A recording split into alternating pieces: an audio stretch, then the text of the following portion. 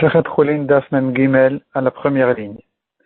Amarula, Shmone Minet Trefot, Neemrula le Moshe Besinaï.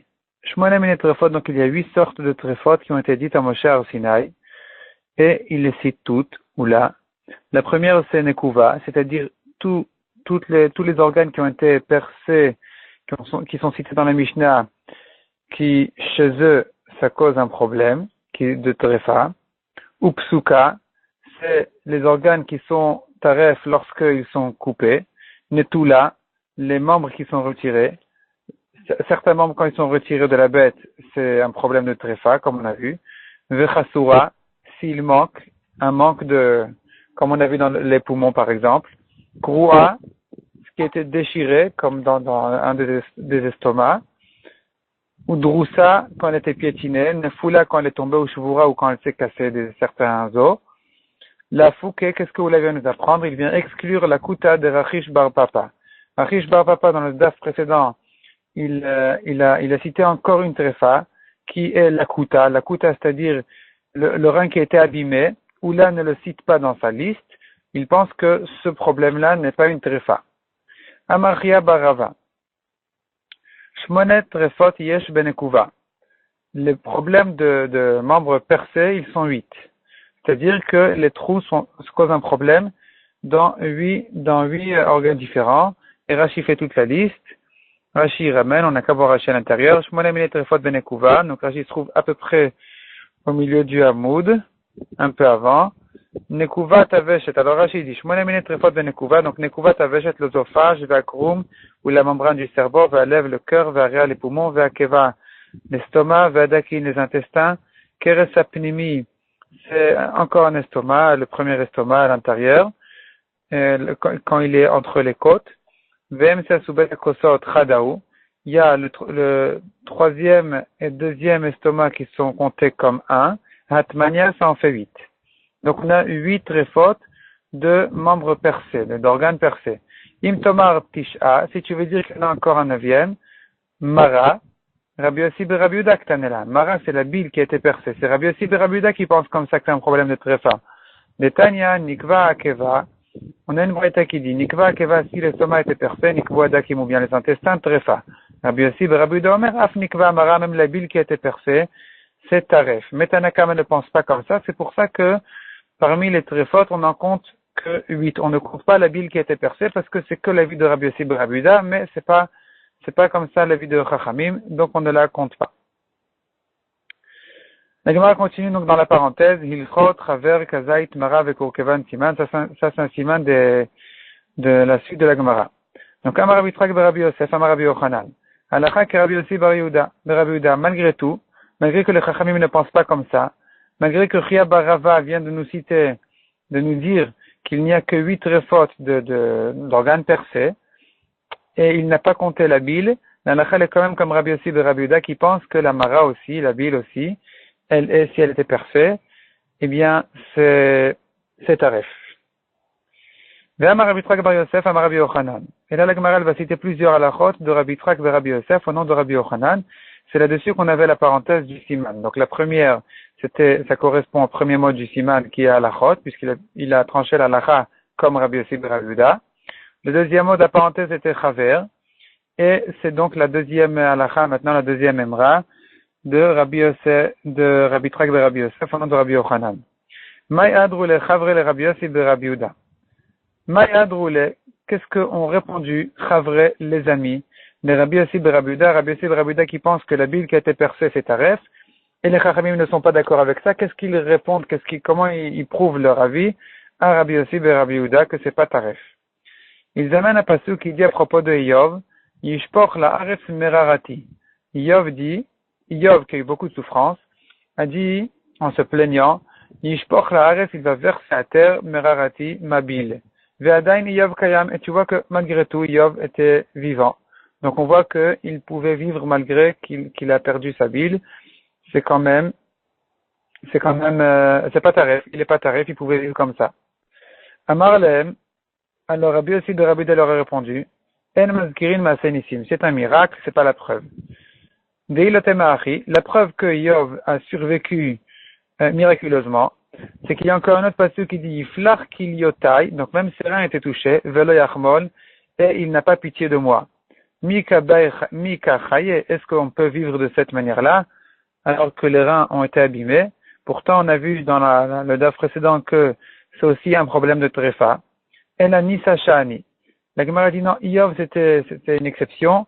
Iyov vivait en parnès, c'était un miracle, dirtiv, parce que le pasuk dit que Hachem a dit au Satan, rak et nafsho shmor. Tu peux lui faire ce que tu veux, toutes les souffrances que tu veux lui faire, tu peux lui faire, mais une chose, tu dois faire attention, c'est de garder sa vie. Et donc, du fait que Hachem ait besoin de dire au Satan de faire attention à sa vie, c'est-à-dire c'est la preuve que le Satan lui a fait des souffrances qui, en général, naturellement, auraient dû le tuer. Et donc, si Iyov nous décrit toutes sortes de problèmes qu'il a eu et malgré tout il était vivant, c'est pas la preuve que c'est pas taref. C'est ce que prouve Rabbi Yossi ben Rabbi Yehuda, que malgré qu'il avait perdu sa bile, etc., eh bien, on n'a pas la preuve qu'il n'est pas taref, on peut quand même dire que c'est taref. Donc, Achanami, Nitashani. Ici aussi, en ce qui concerne la bile, donc, non seulement en ce qui concerne les reins, mais ici aussi, en ce qui concerne la bile aussi, Nitashani, c'est un miracle, on n'a pas de preuve de là-bas, et donc, on peut tenir encore comme la lacha, comme Rabbi Yossi ben Rabbi Yehuda. Donc, Rabbi Yossi ben Rabbi Yehuda se défend de ce pasuk en disant que Yov c'était une exception. Troisième memra, troisième halacha de Rabbi Yitzchak ben Rabbi Yosef. Donc, Amar Rabbi Yitzchak ben Rabbi Yosef, Amar Rabbi Yochanan, halacha qui devra Omer Kazaït. Halacha est comme celui qui dit Kazaït. Alors, on n'est pas en train de parler maintenant de Kazaït Matzah ou de Kazaït Maror, on est en train de parler d'un Kazaït de poumon. Donc, un Kazaït un kazaï de foie. Un kazaï de foie, pas à manger, mais de tréfa. C'est-à-dire, celui qui a perdu son foie, et qu'il ne lui reste, son foie a été retiré, et qu'il ne lui reste qu'un seul kazaït, eh bien, c'est taref. D'accord? Donc, la bête qui a perdu la majorité de son foie, qu'il ne reste qu'un seul kazaït, c'est suffisant, il n'est pas taref. C'est que s'il lui manque même, il ne lui reste même pas un kazaït, c'est là où il est taref. Demande à Gemara Omiam Rabbi Yochanan, est-ce que Rabbi Yochanan il tient comme ça? Que l'halakha est comme celui qui dit que s'il reste un kazaït, c'est là où c'est kasher, s'il reste moins d'un kazaït, c'est taref. Pourtant, Ve'amar Rabba Baba Chanam Rabbi Yochanan, halakha qui stam Mishnah. Donc on sait que Rabbi Yochanan il tient toujours que l'halakha est comme une Mishnah. Donc toute Mishnah stam, c'est-à-dire qui ne précise pas le nom de celui qui la pense, l'halakha elle est comme ça. Donc ça s'appelle halakha qui stam Mishnah. Utnan, or on a vu dans notre Mishnah, Nitla HaKaved, si le foie a été retiré, et il ne lui reste plus rien, c'est là où c'est taref. Hanishtayer, déduit de là que s'il en reste même un petit peu, Kshera, Afalgav de la Vekazaït, même si c'est même pas un Kazaït. Or Rabbi Yochanan est censé tenir la lacha comme cette Mishnah là qui ne dit pas de nom, qui ne cite pas le nom de qui elle est, au nom de qui elle est dite. Et donc, puisque c'est comme ça, l'halakha, comment est-ce qu'il a pu dire, Rabbi Yochanan, qu'il faut qu'il reste un kazaït? Alors que de notre Mishnah, on comprend que même s'il reste moins d'un kazaït, c'est quand même kasher. Répond la Gemara, Amoraïn inu valiba de Rabbi Yochanan. C'est-à-dire, c'est une marloquette amoraïm. Les élèves de Rabbi Yochanan sont en marloquette, à savoir, est-ce que Rabbi Yochanan tient que l'halakha est toujours comme une stam Mishnah, ou pas toujours, pas forcément. S'il tient que l'halakha est toujours comme une stam Mishnah, eh bien, il devrait dire que, effectivement, même si il devrait en fait se tenir devant une contradiction entre les Mishnayot. D'une part, on a une Mishnah qui dit que c'est que s'il reste un kazaït que c'est kasher. D'autre part, on a déduit que même s'il en reste un tout petit peu, c'est quand même kasher. Rabbi Yochanan aurait dû rester en safek, en doute, comment trancher la halakha. Ça, c'est un élève de Rabbi Yochanan qui pense comme ça, celui qui dit que la halakha est toujours comme une stam Mishnah, tandis que Rabbi Yitzchak ben Rabbi Yosef qui a dit qu'il faut qu'il reste un kazaït, lui il pense pas comme ça, il pense que c'est pas toujours la halakha comme une stam Mishnah. Des fois oui, des fois non, à chaque fois que oui, Rabbi Yochanan le précisera. Donc ici, Rabbi Yochanan a le droit de préférer la Mishnah qui dit que, enfin le droit évidemment, c'est-à-dire Rabbi Yochanan, c'est son habitude de trancher la halakha comme il veut, ne pas être soumis au stam Mishnah. Et c'est pour ça que, ici, dans notre cas, il a préféré la Sevara qui dit que s'il reste un kazaït c'est kasher, moins que ça, c'est pas kasher. Et la Gemara continue et dit, De'amar Rabbi Yitzchak ben Rabbi Yosef, Amar Rabbi Yochanan. Mara Shenikva, la bile qui a été percée, Vekavet Otamta, et le foie bouche le trou.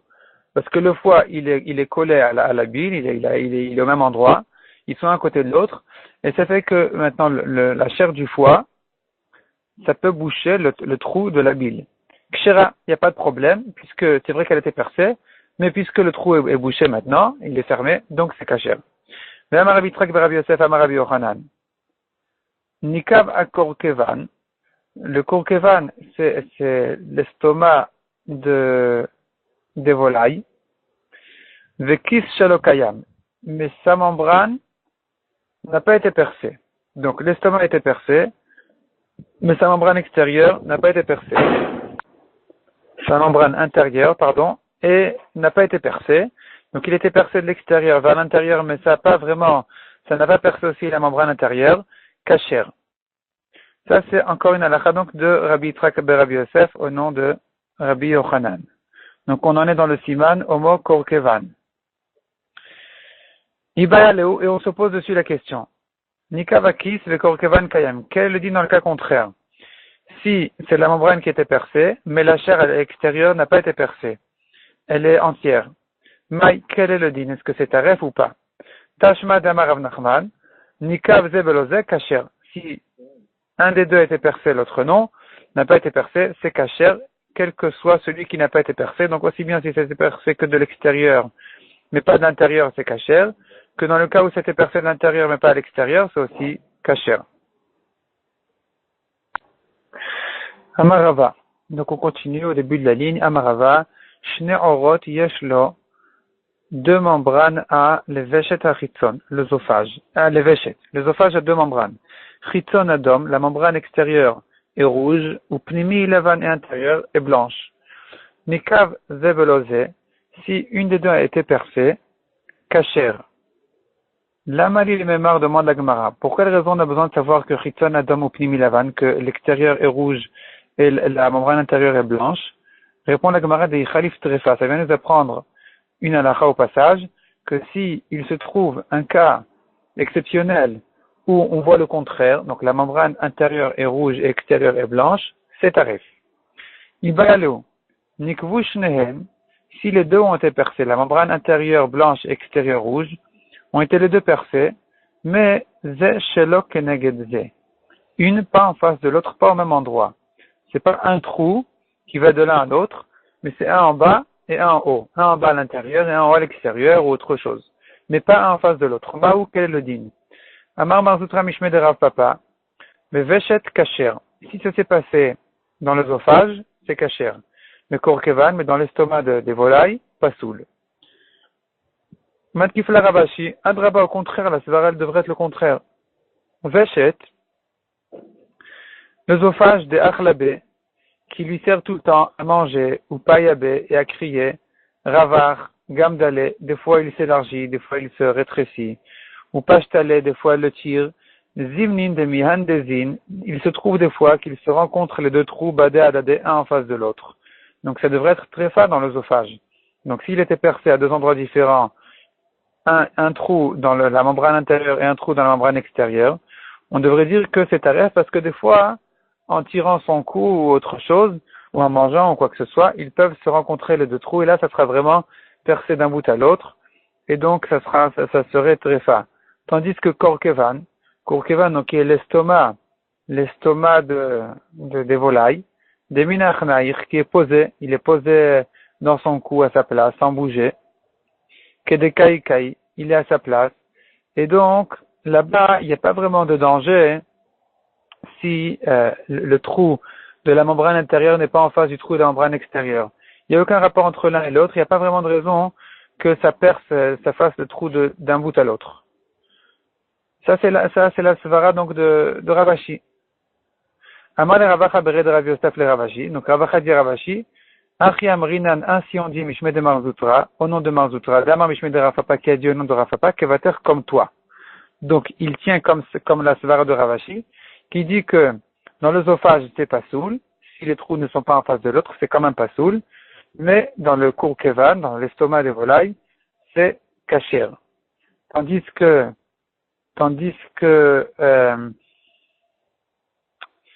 Marzoutra, au début de la Gemara, a dit au nom de Rav Papa, le contraire.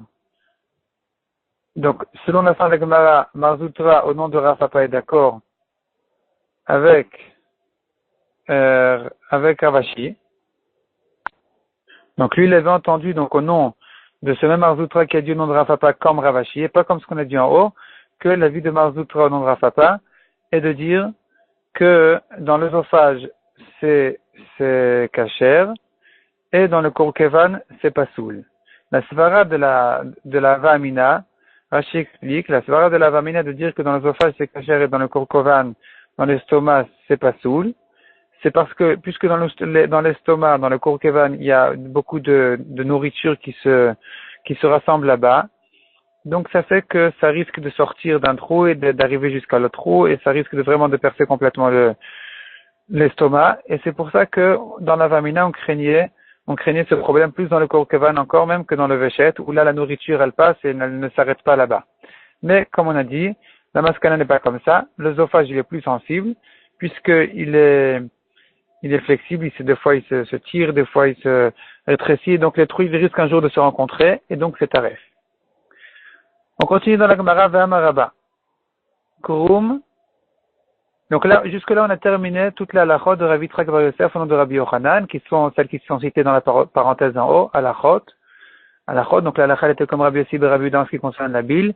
Chaver, c'est qu'est-ce que les Chachamim ont répondu à Rabbi Yossi bar Rabbi Yehuda en disant que même si elle était percée, c'est kasher. Ils ont amené la preuve de Iyov et toute la discussion qu'on a vue dessus. Ensuite, kazaït est un kazaït un kazaït dans le foie. S'il faut qu'il reste un kazaït pour que ce soit kasher, ou même moins d'un kazaït, c'est kasher. Mara. Ensuite, on a ce qu'on a vu en ce qui concerne la mara, si elle était bouchée, donc la bile qui a été bouchée par le foie, c'est kasher, malgré qu'elle a été percée.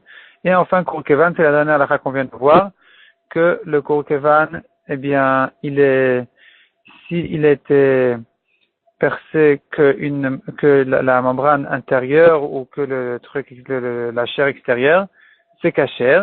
Et puis ce qui a suivi ensuite dans la Gemara, à savoir s'il y a les deux trous qui sont pas en face de l'autre, c'est aussi kasher selon la maskana. On continue maintenant donc dans la Gemara, Ve'amaraba. À 3 lignes d'en bas. Ve'amaraba, korum, she'ala, mahmat, maka. Une membrane qui est venue couvrir une plaie, baveshet, dans l'œsophage. Donc l'œsophage a été percé. Et ensuite, ça a été apparemment un peu guéri avec une membrane qui est venue couvrir le cou. Et no kurum, c'est rien du tout. Ça va se déchirer, ça va pas tenir. Et donc, ça reste taref. Ve'amaraba. Veshet, en obdika mi bachutz, el abifnim. Quand on veut vérifier l'œsophage, on verra tout de suite de quel cas il s'agit. Il ne se vérifie que de l'intérieur, mais pas de l'extérieur. Les mainat kamina, qu'est-ce que ça vient nous apprendre? De quel cas il s'agit? Qu'est-ce qu'il y a vérifié? Les sfek droussa. Les sfek droussa, c'est-à-dire une bête, on ne sait pas si elle était piétinée ou pas. Rashi explique de quel cas il s'agit. Rashi ramène une Gemara plus loin, qui dit que elle se tait alors que tout le monde crie autour. On craint qu'elle ait été piétinée et qu'elle est tréfa. Et donc, il faut savoir peut-être que l'œsophage a été touché. Il est peut-être percé. De quelle manière on le vérifie? Si on le vérifie de l'extérieur, on ne saura pas s'il est percé ou pas. Parce que comme c'est rouge, alors on verra pas le problème. Alors que si on vérifie la membrane intérieure qui est blanche, là-bas, s'il y a un trou, eh bien, on le verra tout de suite. Donc, ce qu'il faut faire, on a vu dans les parakim précédents, c'est qu'il faut retourner l'œsophage, l'inverser, mettre l'intérieur à l'extérieur et l'extérieur à l'intérieur, de manière à le vérifier, de cette manière-là, vérifier la membrane intérieure, est-ce que vraiment elle est blanche et intacte, oui ou non. Je précise que même si ça n'a pas été percé, puisqu'on craint qu'elle était piétinée, le venin, il fait rougir l'endroit. C'est pour ça qu'on ne le reconnaît pas de l'extérieur qui est de toute façon rouge. On ne le reconnaît que sur la membrane intérieure. Là-bas, on peut reconnaître vraiment est-ce qu'il y a une tache rouge qui est la preuve qu'elle a été piétinée, qu'il y a un problème de venin qui va la tuer. Et donc, elle est tréfa, oui ou non. Ça ne se vérifie que donc de l'intérieur. Donc on tourne la page, on commence à la première ligne de Mem Gimel Amud Bet, la Gemara raconte une histoire. Haïsfek Droussa, il y a une histoire avec une bête sur laquelle on s'est éveillé un safek, un doute si elle était piétinée ou pas. D'Ata il Kam de Rabat, et on a posé la Sheila à Rabat, on lui a montré le problème. Abba dit que les Rabat a vérifié, les vêches l'œsophage, mais à Baraï de l'extérieur. Amar le Abaye, son élève lui a demandé, Veha, Marou de Amar, pourtant, mon maître, c'est lui qui a dit, elle dit à Abaye, s'adresse à Abaye, à son maître Rabat, Veshet en obdika et l'anidifnim. On ne vérifie l'œsophage que de l'intérieur et pas de l'extérieur. Donc comment est-ce que tu le vérifies de l'extérieur? Après Rabat l'a inversé, il a retourné que l'extérieur soit à l'intérieur et l'intérieur à l'extérieur. Ou Badke, de cette manière-là, il a vérifié, Vishtakach allait, et il s'est trouvé dessus, très corté de main, 2 gouttes de sang, Vetarfa, et il a dit que c'est Taref. La Gemara dit, Verabanami, même Rabat, en fait, il savait très bien cette halakha, simplement, le chedou de la Abaye ou de Baye. Il voulait tester Abaye, il voulait qu'Abaye lui pose la question, c'est pour ça qu'il a fait semblant de le vérifier à l'extérieur, de manière à ce qu'Abaye lui demande tout de suite, pour voir si Abaye allait lui demander tout de suite, mais c'est pas comme ça qu'on doit vérifier. Effectivement, c'est ce qui s'est passé. Amaroula, nouveau sujet.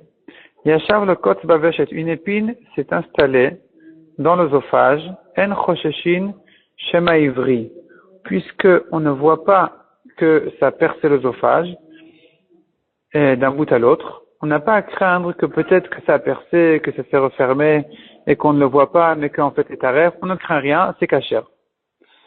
Daras ratichot besakin tmea siman, ça c'est en parenthèse, demande à Gemara, pose à Gemara plusieurs questions sur Oula. Pourquoi on ne craint pas? Ou le Oula maishna, pourquoi c'est différent, mais Sfek Droussa.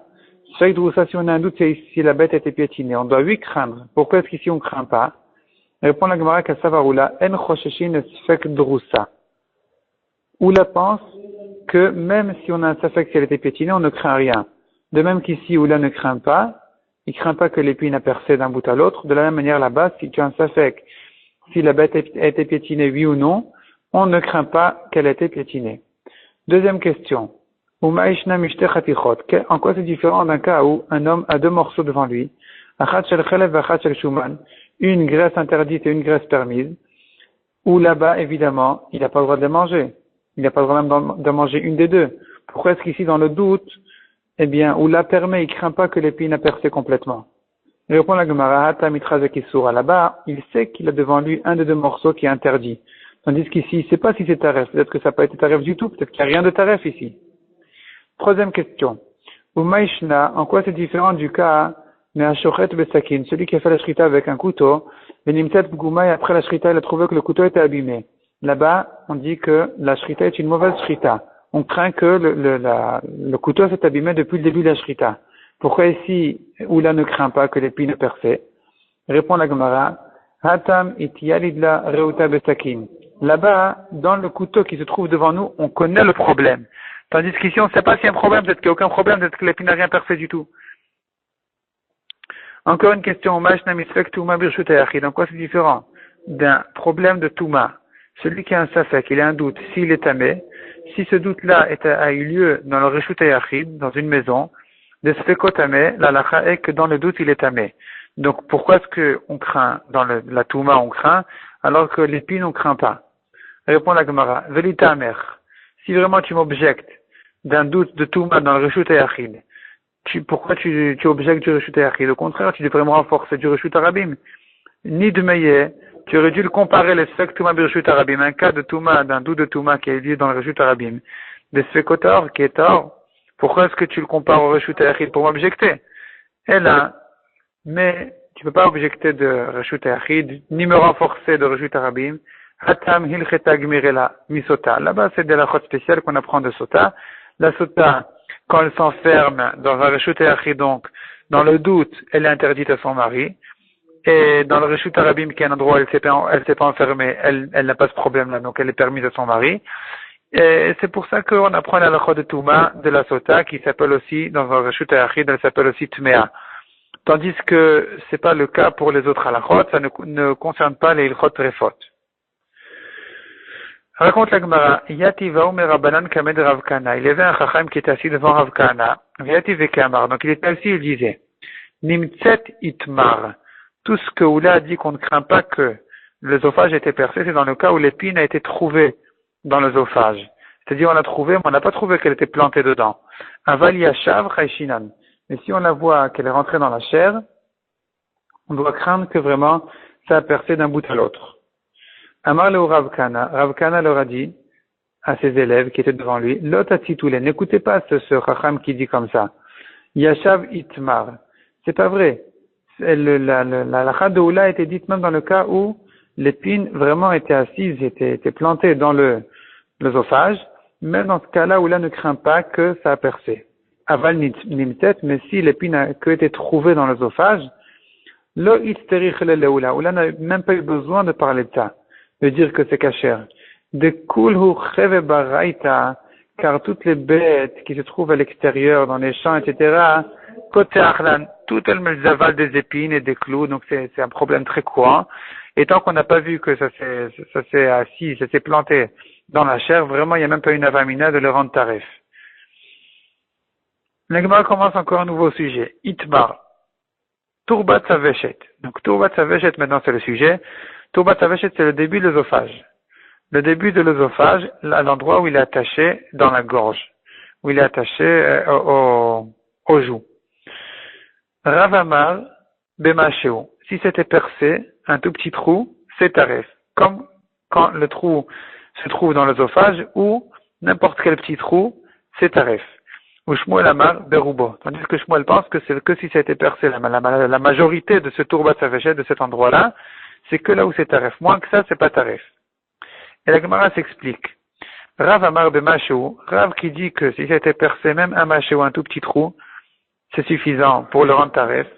Parce que Rav pense, comme Shritaou, à cet endroit-là, on peut déjà faire la Shrita. On peut déjà faire la Shrita et couper l'œsophage à cet endroit-là qui s'appelle Turbat Saveshet, qui est le début de l'œsophage. Là-bas, c'est déjà l'endroit de la Shrita. Donc, ça a des halachot de l'œsophage habituel, des halachot habituels de l'œsophage, qui disent que dès que ça a été percé, c'est tarif. Ou Shmuel Amar Berubo, Shmuel qui dit que c'est que si ça a été coupé, la majorité de cet endroit-là a été coupé, c'est que là où c'est tarif. Lui, il pense que lave makom shrita. On peut pas faire la shrita à cet endroit-là. C'est un endroit où on peut pas faire la shrita, donc ça sort de la halachot classique de l'œsophage.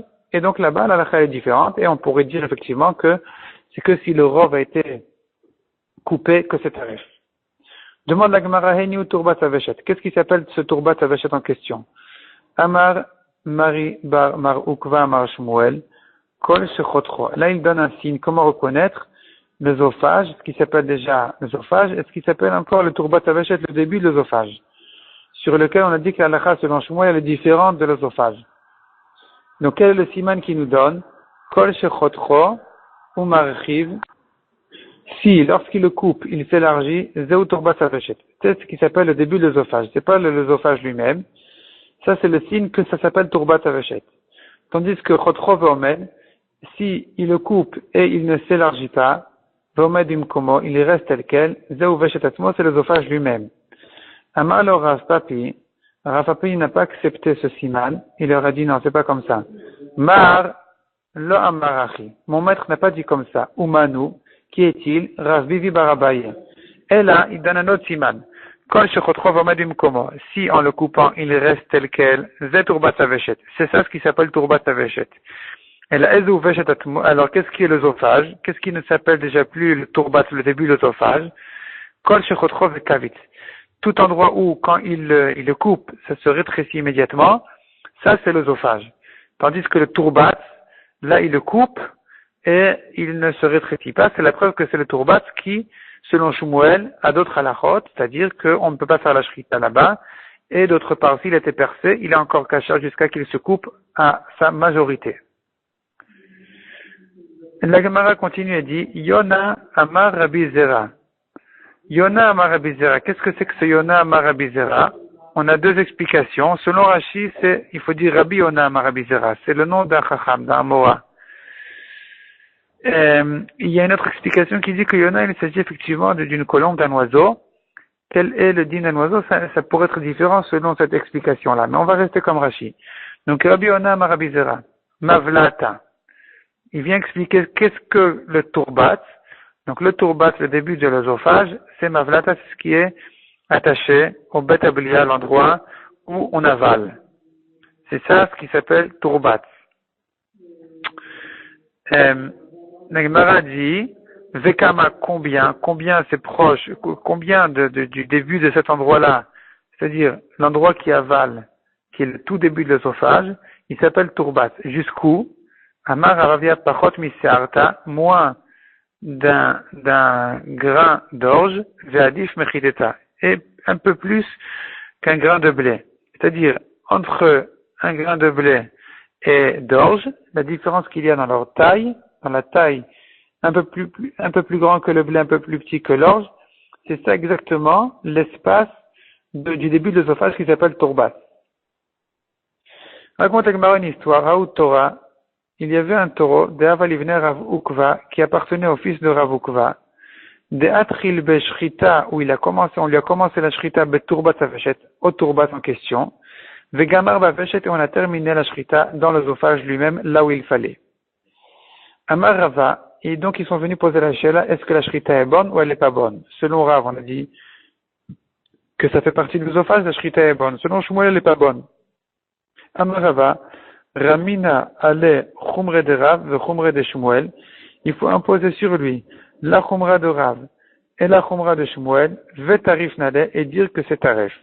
Et il s'explique, est-ce que c'est que la chumra de Rav de Shmuel?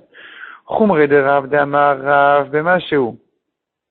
Rav a dit, cet endroit-là, ça fait partie de l'œsophage, on peut faire la shrita là-bas, et donc, puisque ça fait partie de l'œsophage, dès qu'il était percé un tout petit peu, il est tarif. Donc maintenant, on va dire comme Rav, que dès qu'il a commencé la shrita, il a percé donc cet endroit-là, ce tourbat en question, et il a rendu tarif. Et si tu me dis que Rav pense quel est le problème de faire la shrita là-bas, ça s'appelle pas le percer, ça s'appelle faire la shrita. Dans n'importe quelle shrita, on perce l'œsophage, c'est la manière de faire la shrita. Ce que dit tout de suite la Gemara, donc Ve'ama Rav Makom Shritaou. Rav pourtant dit que c'est l'endroit de la shrita, donc quel est le problème que ça a été percé? Je te dirais que Shmuel, je prendrai la chumra de Shmuel qui dit, donc de Amar, Lav Makom Shritaou, c'est pas un endroit de la shrita. Shmuel, et si tu vas me dire que, si on continue avec Shmuel, alors, si c'est pas l'endroit de la shrita, c'est vrai, il ne pouvait pas faire la shrita là-bas, mais il n'a pas rendu taref, parce que il n'a que commencé la shrita là-bas, il n'a pas fait encore le rov. Alors Shmuel dit Amar Berubo, Shmuel dit que c'est taref que s'il a fait le rov, je te dirais que Rav, je prendrai la chumra de Rav qui dit Amar Bemasheu, dès que ça a été percé un tout petit peu, c'est taref. Donc vraiment, on a pris deux chumrot contradictoires pour rendre ce taureau-là taref. Ingalgal Milta, cette histoire a tourné. Matai le Kamed Rabbi Abba, il est arrivé chez Rabbi Abba. Amar Leu, Rabbi Abba leur a dit, donc Rabbi Abba était en Eretz Israël, je pense, et cette histoire a eu lieu à Bavel, parce que c'est Rava c'est Rava et les fils de Rav Ukva qui étaient concernés par cette histoire. Donc maintenant, l'histoire est arrivée en Eretz Israël, elle est arrivée chez Rabbi Abba. Amar Leu, Rabbi Abba a réagi de la manière suivante. Il leur a dit comme ça. Torah, ben Rav ben Shmuel Share. Le taureau, il est permis aussi bien selon Rav que selon Shmuel, parce que Miman Afshar, quoi qu'il en soit, c'est kasher. Selon Rav, c'est kasher parce que c'est un endroit de shrita. Et donc, c'est pas grave si c'était percé, au contraire, il a fait la shrita au bon endroit. Selon Shmuel, où c'est pas l'endroit de la shrita, c'est vrai.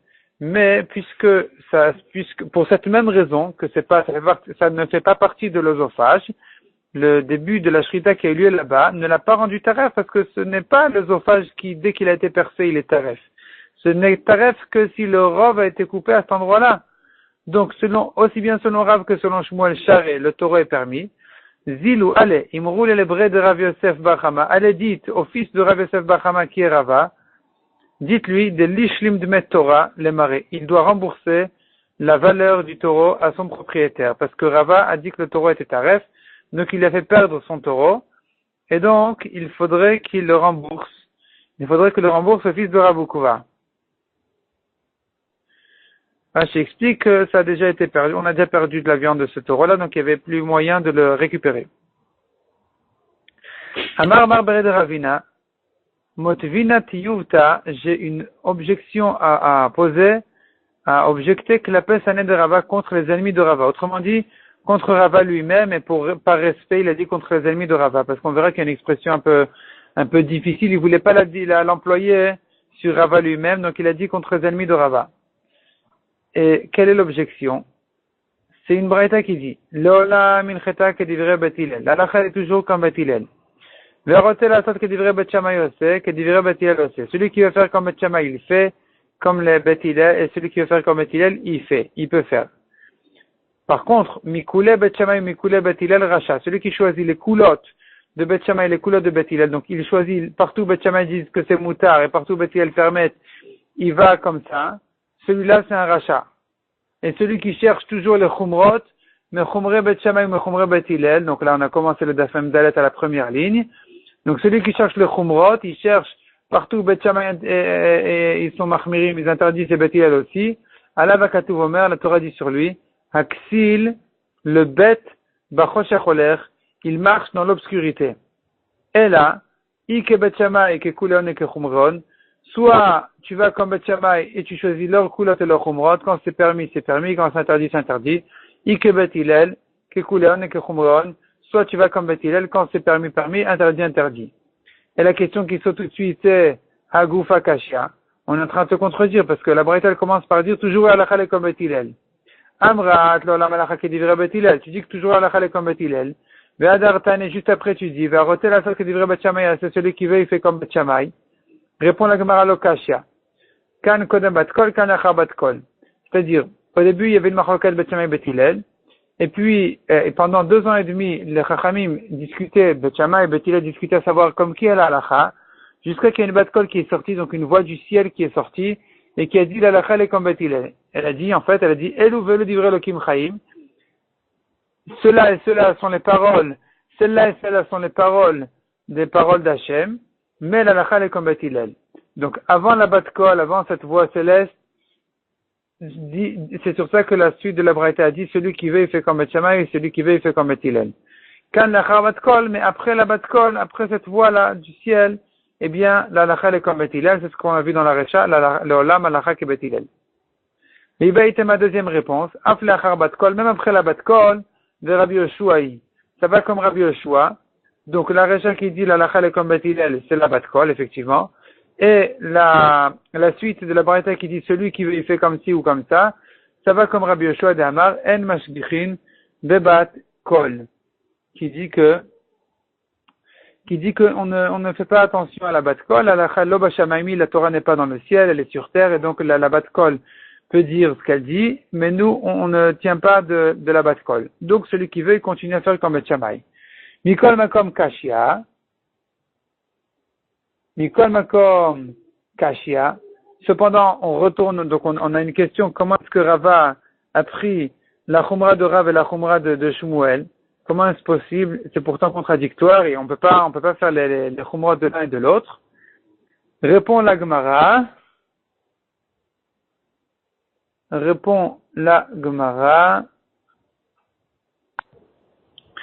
Marav tavut kula ki Rav avda. Toute l'histoire, elle a été faite comme Rav. Donc Rava a tenu comme Rav. Rava a tranché la halakha comme Rav.